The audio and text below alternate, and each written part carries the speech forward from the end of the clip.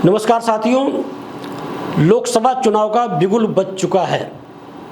चाहे एनडीए हो या इंडिया हो, दोनों ही गठबंधनों ने चुनावी बिसात पर अपनी मोहरें सजाने शुरू कर दी है।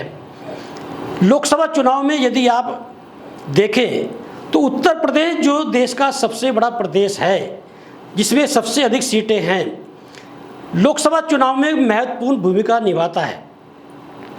और उत्तर प्रदेश में जिस तरह से दलित वोट बैंक पर कई बार मुख्यमंत्री मायावती ने भारतीय जनता पार्टी के लिए मैदान खुला छोड़ दिया है और उत्तर प्रदेश में दलित वोट बैंक जो है वो चुनाव जीतने और हारने में महत्वपूर्ण भूमिका निभाता है।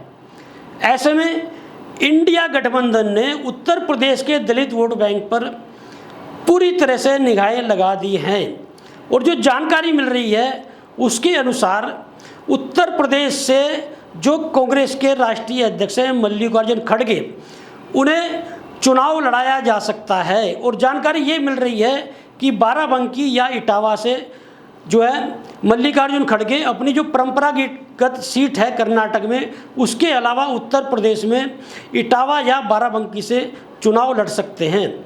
और इटावा से बाकायदा समाजवादी पार्टी ने मल्लिकार्जुन खड़गे को यह ऑफर दिया है। दरअसल उत्तर प्रदेश में दलित वोट बैंक जो है पूरे प्रदेश में जितने भी लोकसभा सीट हैं उनमें महत्वपूर्ण भूमिका निभाता है। और पश्चिम उत्तर प्रदेश में तो दलित वोट बैंक का बहुत बड़ा महत्व है। चाहे मेरठ हो, चाहे मुजफ्फरनगर हो, चाहे बिजनौर हो, चाहे मुरादाबाद हो, चाहे गौतम बुद्ध नगर हो, चाहे अमरोहा हो, चाहे बुलंदशहर हो, मतलब जितने भी ज़िले हैं पश्चिम उत्तर प्रदेश में, सारी लोकसभा सीट पर दलित वोट बैंक जिसे चाहेगा हरा देगा और जिसे चाहेगा जितवा देगा। ये स्थिति पश्चिमी उत्तर प्रदेश में दलित वोट बैंक की है। और मध्य उत्तर प्रदेश और पूर्वांचल में भी दलित वोट बैंक जो है वो काफ़ी संख्या में है। तो ऐसे में इंडिया की रणनीति ये है कि दलित वोट बैंक को रिझाकर भारतीय जनता पार्टी में ना जाए दलित वोट बैंक और इंडिया को वोट करे। तो ऐसे में दलित जो चेहरा है इस समय इंडिया के पास में मल्लिकार्जुन खड़गे, उन्हें उत्तर प्रदेश में चुनाव लड़ाने की तैयारी है। और पश्चिमी उत्तर प्रदेश में चंद्रशेखर आज़ाद जो भीम आर्मी के राष्ट्रीय अध्यक्ष हैं और उनकी जो पार्टी है चंद्रशेखर समाज पार्टी, उसके भी वो राष्ट्रीय अध्यक्ष हैं, उन्हें सहारनपुर से चुनाव लड़वाया जा सकता है। और ये जानकारी मिल रही है क्योंकि चंद्रशेखर आज़ाद ने भी दलित वोट बैंक में एक ज़बरदस्त पैठ बनाई है। और गत दिनों जब उन पर फायरिंग हुई तो दलित वोट बैंक में भारतीय जनता पार्टी से काफ़ी नाराज़गी देखी गई। और उस फायरिंग में भारतीय जनता पार्टी से जो नाराज़गी है दलित वोट बैंक में, उसे भुनाने के प्रयास में है इंडिया गठबंधन।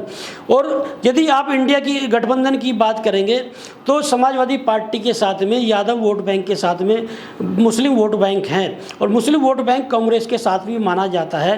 तो इंडिया की ये रणनीति है कि यदि उत्तर प्रदेश में मुस्लिम यादव के साथ में और जो पिछड़ा वर्ग है उनके साथ में दलित वोट बैंक भी आ जाता है तो जो योगी आदित्यनाथ की रणनीति है वो विफल की जा सकती है। जैसे 2019 के चुनाव में भारतीय जनता पार्टी को 80 सीट में से 62 सीटें मिली और 2 सीटें जो हैं उनका जो सहयोगी गठबंधन है अपना दल उसे मिली।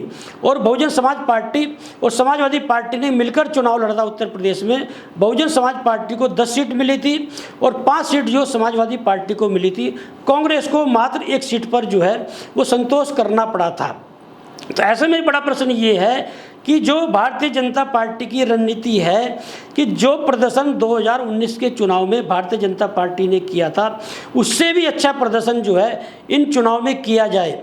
यदि दलित vote bank Bharatiya Janata party पर ना जाकर इंडिया के साथ में आ जाता है तो जो भारतीय जनता पार्टी की रणनीति है, जो योगी आदित्यनाथ की रणनीति है, उसे विफल किया जा सकता है। तो इंडिया गठबंधन ने उत्तर प्रदेश के दलित वोट बैंक पर पूरी तरह निगाह जमा दी है।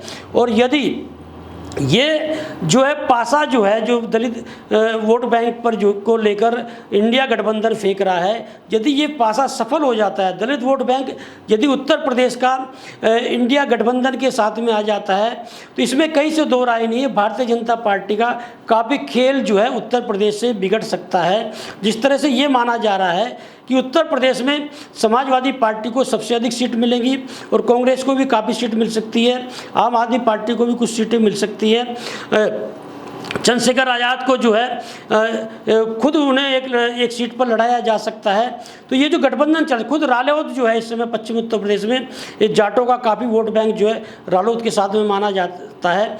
तो यदि रालोद, समाजवादी पार्टी, कांग्रेस और चंद्रशेखर समाज पार्टी ये आपस में मिलती है और जो क्षेत्रीय कुछ दल हैं वो भी इनके साथ में आते हैं, तो निश्चित रूप से इंडिया गठबंधन जो है उत्तर प्रदेश में एक मजबूत स्थिति में होगा।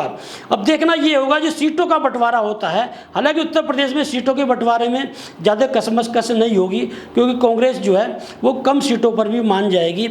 ऐसे में प्रश्न ये उठता है कि यदि मल्लिकार्जुन खड़गे को उत्तर प्रदेश में दलित चेहरा बनाकर चुनाव लड़वाया जाता है तो इंडिया की ओर से प्रधानमंत्री पद का दावेदार कौन होगा। ये भी कहा जा रहा है कि भले ही राहुल गांधी का नाम जो है वो प्रमुखता से चल रहा हो वो इंडिया गठबंधन के प्रधानमंत्री पद के रूप में, लेकिन दलित वोट बैंक को रिझाने के लिए इंडिया गठबंधन की ओर से मल्लिकार्जुन खड़गे का नाम प्रधानमंत्री पद के रूप में आगे बढ़ाया जा सकता है, क्योंकि जिस तरह से भारतीय जनता पार्टी ने द्रौपदी मुर्मू को राष्ट्रपति बनाया और पहले जो है रामनाथ कोविंद को जो है राष्ट्रपति बनाया था, एक दलित चेहरा जो कार्ड खेला था भारतीय जनता पार्टी ने, ऐसे इन लोकसभा चुनाव में इंडिया गठबंधन जो है वो दलित कार्ड खेलने की फिराक में है।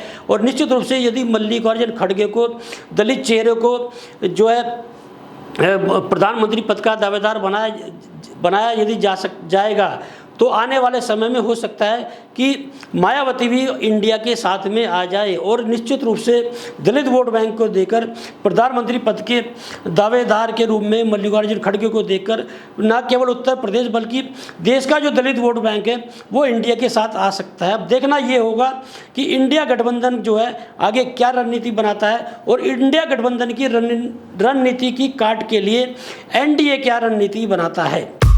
लेटेस्ट खबरों के लिए सब्सक्राइब करें हमारा YouTube चैनल